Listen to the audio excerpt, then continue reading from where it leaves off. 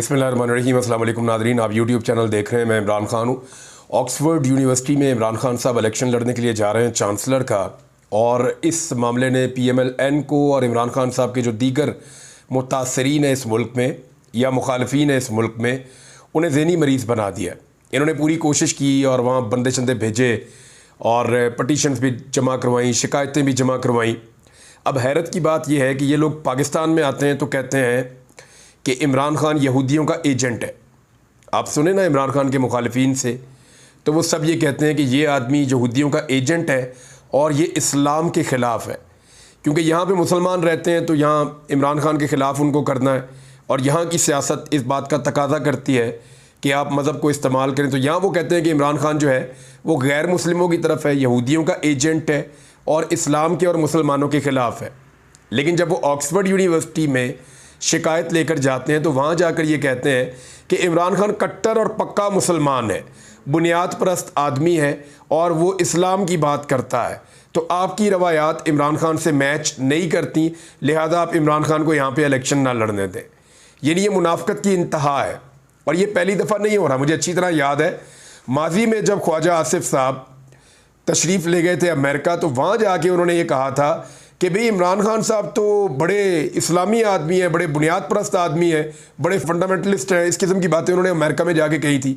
लेकिन वही ख्वाजा आसिफ जब पाकिस्तान में होते हैं तो यहाँ इमरान खान साहब को वो कोशिश करते हैं कि गोरों के साथ जोड़ें, यहूदियों के साथ जोड़ें, गैर मुस्लिमों के साथ जोड़ें।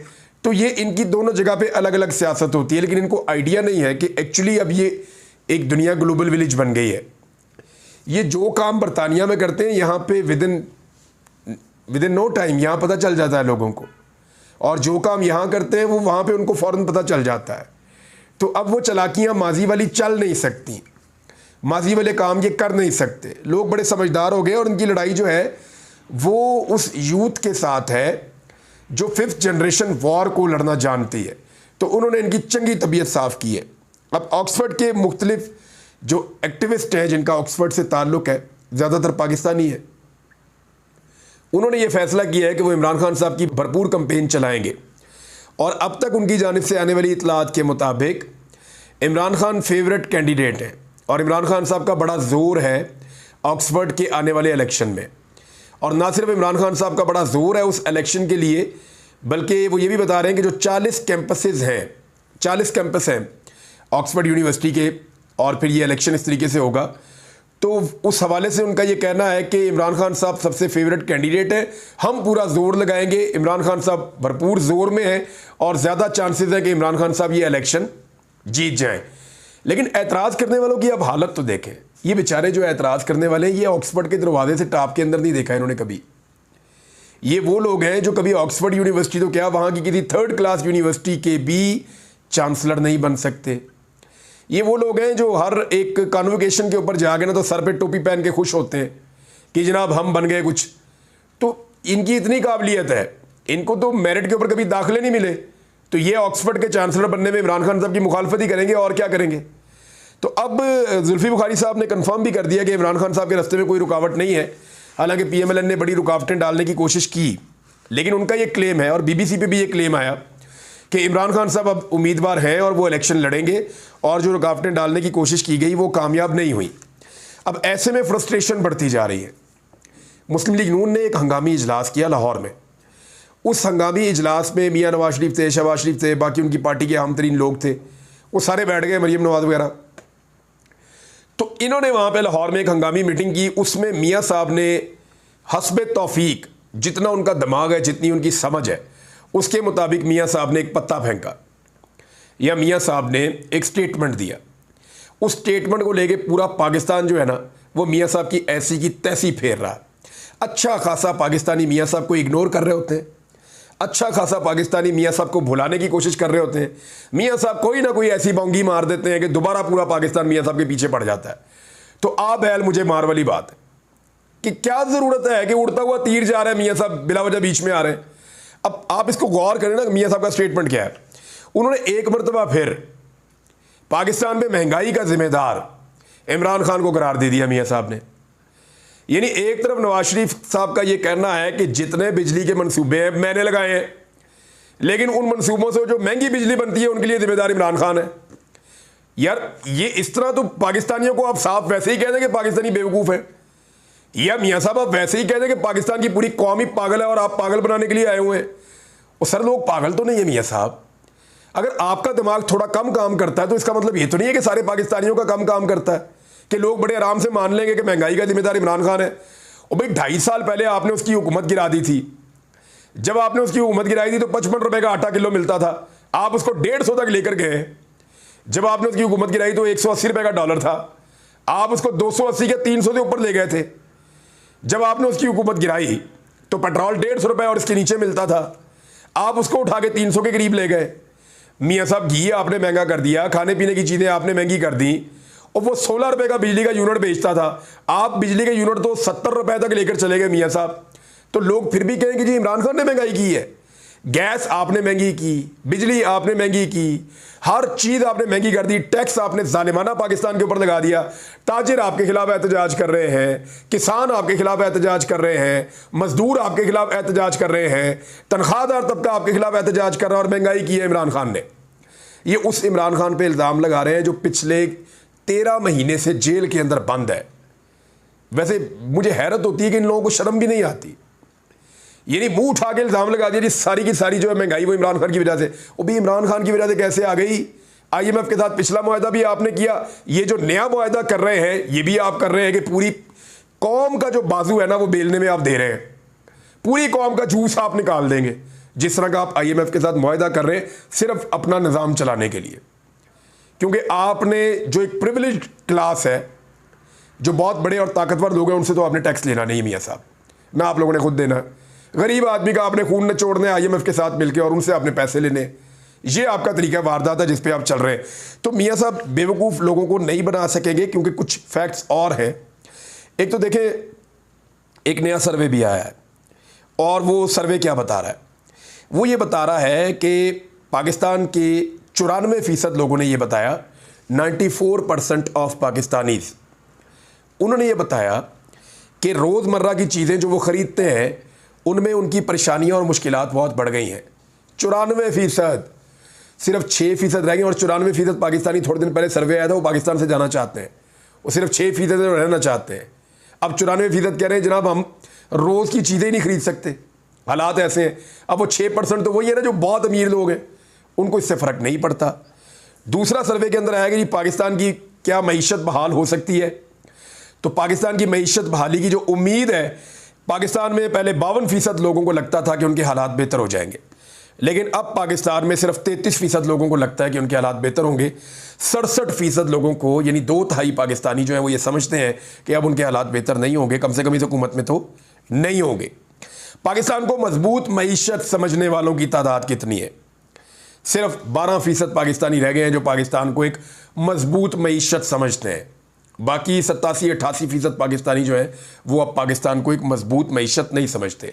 तो मियाँ साहब जिम्मेदार तो फिर आप हैं, ये सर्विस तो आपके दौर में आ रहे हैं, यानी हर चीज़ का इल्ज़ाम उठाना और उठा के आपने इमरान खान पे लगा देना है। आपकी बीमारियों का इल्ज़ाम भी आप इमरान खान पे लगा दें, आपकी नालायकी का इल्ज़ाम भी आप इमरान खान पे लगा दें, लोग आपको इग्नोर कर रहे हैं उसका इल्ज़ाम भी इमरान खान पे लगा दें, लोग आपको वोट नहीं डाल रहे इसका इल्ज़ाम भी इमरान खान पे लगा लें। आपने जितनी डीलें आज तक फरमाई और जितनी साजिशें आज तक की हैं सबका इल्ज़ाम इमरान खान पे लगा दें। पहली जंग अजीम का इल्ज़ाम भी इमरान खान पे लगा दें, दूसरी जंग अजीम का इल्ज़ाम भी इमरान खान पे लगा दें, ये डोनाल्ड ट्रंप पे गोली चढ़ी है उसका इल्ज़ाम भी इमरान खान पे लगा दें, जो एटमी धमाका हुआ था उसका इल्ज़ाम भी इमरान खान पे लगा दें। मियाँ साहब का बस चले ना तो मियाँ साहब अपने घर के अंदर होने वाली छोटी सी छोटी वारदात का इल्ज़ाम भी इमरान खान पे लगा दें। हर चीज़ का इल्ज़ाम, ये उठते हैं इमरान खान, सोते हैं इमरान खान। मुझे याद है इमरान खान ने कहा था मैं इन्हें रुलाऊंगा, लेकिन मुझे ये नहीं पता था कि इतना ज़्यादा रुलाएंगे इमरान खान साहब इन्हें।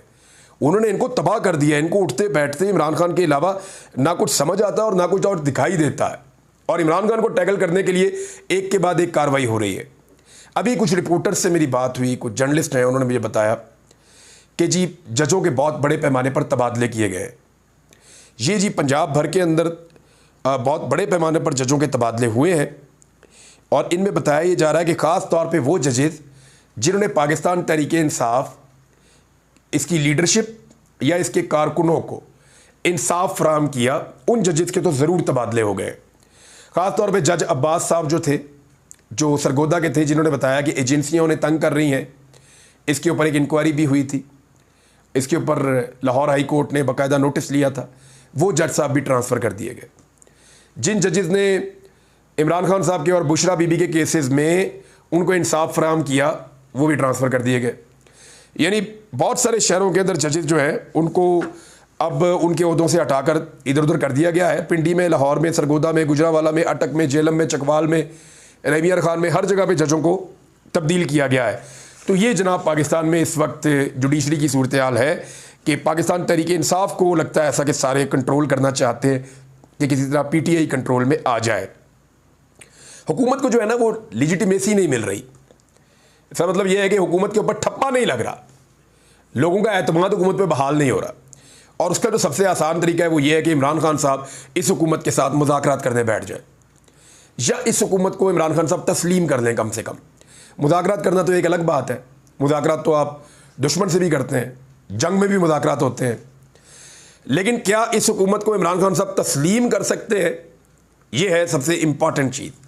इमरान खान साहब इसके ऊपर जो है मंजूरी का ठप्पा नहीं लगा रहे कि मैं इस हुकूमत को कबूल नहीं करता, ये जाली हुकूमत है, ये फॉर्म 47 के ऊपर बनी है, ये अवाम के वोटों और मैंडेट के साथ नहीं आई, ये मैंडेट से महरूम हुकूमत है।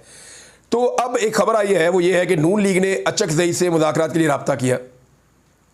महमूद खान अचकज़ई साहब से नून लीग ने रब्ता किया, जी बैकडोर चैनल ही करवा दें, PTI से मुज़ाकरात करवा दें, कोई कमेटी बनवा दें, कोई बराह रास्त मुज़ाकरात करवा दें, कोई बैकडोर मुज़ाकरात करवा दें, और कोई चीज़ तो करवा दें। लेकिन फिर पब्लिकली जो है हसन इकबाल ने और ख्वाजा आसिफ ने इसको डिनाई किया। लेकिन देखें, ये तो पब्लिकली भी कहते रहे, बार बार कहते रहे कि मुज़ाकरात करना चाहते हैं इमरान खान साहब से। तो इसका मतलब ये जो समझ आ रहा है वो ये है कि बंद कमरों में ये पाँव को हाथ लगा रहे हैं, बंद कमरों में ये मीटिंग कर रहे हैं, बंद कमरों में ये मिन्नतें कर रहे हैं कि इमरान खान साहब को मनाया जाए, हमारे साथ मुज़ाकरात करें, कोई हमें फेस सेविंग दे, या हमारी हुकूमत चले। क्योंकि इमरान खान साहब जब मानेंगे तो पब्लिक का कॉन्फिडेंस आएगा, फिर थोड़े पैसे बाहर निकलेंगे, फिर पाकिस्तान की इकॉनमी चलेगी, सियासी इस्तेहकाम, समाजी इस्तेहकाम, ख़ास तौर पे जो है वो माशी इस्तेहकाम, उस तरफ पाकिस्तान जाएगा। और सियासी अदम इस्तेहकाम तब तक रहेगा जब तक इमरान खान साहब अंदर रहेंगे, और जब तक इमरान खान साहब इस हुकूमत को तस्लीम नहीं करेंगे कि ये मैंडेट वाली हुकूमत है। तो फिलहाल तो इमरान खान साहब ऐसा करते हुए दिखाई नहीं दे रहे। अब शहबाज शरीफ साहब जो लेकर आए थे FBR का नया चेयरमैन, जनाब ने आते ही ऐसा कारनामा किया कि पहले महीने में ही 111 अरब रुपए कम रेवेन्यू कलेक्शन हुई है। 111 अरब का नुकसान है रेवेन्यू कलेक्शन में। अब आवाम तैयार हो जाए, इसका बदला भी इन्होंने आवाम से लेना है और दोबारा आवाम के ऊपर दया बोझ ये डालेंगे। एक खबर ये है, और ये बड़ी इंपॉर्टेंट खबर है क्योंकि हमें बड़ी मार पड़ी है। ये मियां नवाज शरीफ ने और शहबाज शरीफ ने ज़्यादातर IPP के वो मंसूबे लगाए हैं इस मुल्क में, वो पावर प्लांट लगाए हैं जिनकी वजह से पाकिस्तानियों को सैकड़ों नहीं हज़ारों अरब रुपए हर साल देने पड़ते हैं उस मद में जहां बिजली नहीं बन रही। यानी वो बिजली बनाते ही नहीं, हम उनको पैसे दे रहे हैं, या बहुत कम बिजली बनाते हैं और हम बहुत ज़्यादा बिजली के पैसे दे रहे हैं। कोई 25% बना रहा है तो हम 100% के पैसे दे रहे हैं, कोई 10% बना रहा है तो हम 100% के पैसे दे रहे हैं, कोई 50% बना रहा है तो हम 100% के पैसे दे रहे हैं। तो ये है जी कैपेसिटी पेमेंट इनकी। अब आपको मैं एक चीज़ बताने वाला हूं कि 24 IPPs ऐसे हैं मीडिया रिपोर्ट्स के मुताबिक, 24 2 दर्जन IPPs ऐसे हैं जिन्होंने गुज़िश्ता 10 साल में बिजली पैदा ही नहीं की। गुज़िश्ता 10 साल में इन्होंने बेशर्मी, ढिठाई, और मैं इसको और क्या कहूँ, मैं मेरे मुंह से कोई और बात निकल जाएगी। इन्होंने बिजली पैदा ही नहीं की, बिजली पैदा ही नहीं की, इन्होंने बिजली पैदा नहीं की, और 1200 अरब रुपया पाकिस्तान की हुकूमतों ने इनको दे दिया। ये है जी पाकिस्तान के साथ जो खांचे यहाँ पे खुले हुए हैं। इनमें जो है वो RLNG से और गैस से चलने वाले जो 11 प्लांट्स हैं उनको दी गई 488 अरब रुपए बिजली बनाए बगैर, ज़ीरो, कोई प्रोडक्शन नहीं, 488 अरब रुपए दे दिए कौम के इनको। 13 प्लांट ऐसे हैं जो फर्नेस ऑयल से चलते हैं, उनको 758 अरब रुपए दे दिए। 1200 अरब रुपए से ज़्यादा पैसा हमने इनको बांट दिया। बाप का माल है किसी के, ज़ीरो बिजली पैदा की इन्होंने, काम ही नहीं किया, और हम इनको पैसा दे रहे हैं, कौम का पैसा।